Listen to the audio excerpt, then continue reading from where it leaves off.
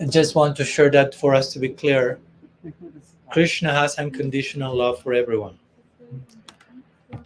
And I clarify that because sometimes we hear Krishna only loves his devotees or reciprocates with his devotees, and with everyone else, indifferent.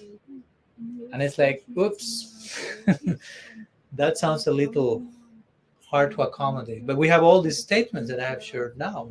He's not speaking here about my devotees only. He's speaking about everything, everyone and everything. So how to harmonize that? So an example could be given to illustrate this in a better way.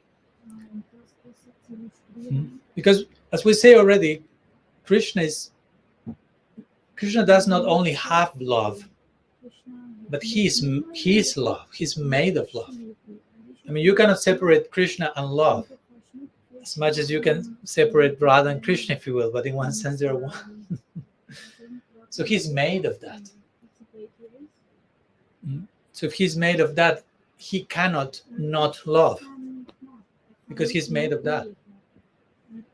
If you are made of love, you cannot stop loving because you are made of that.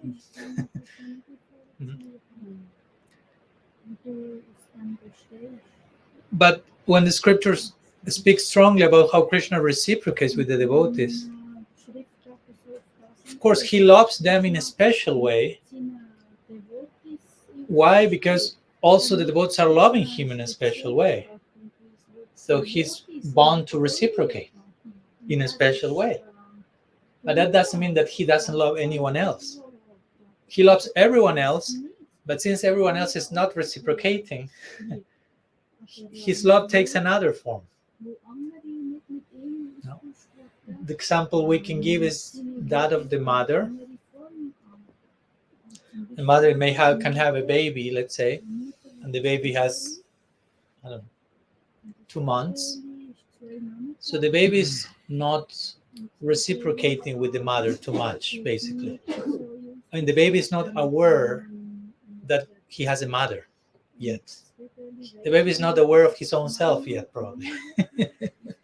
What to speak of the mother, what to speak of reciprocating in kind, that will come in time.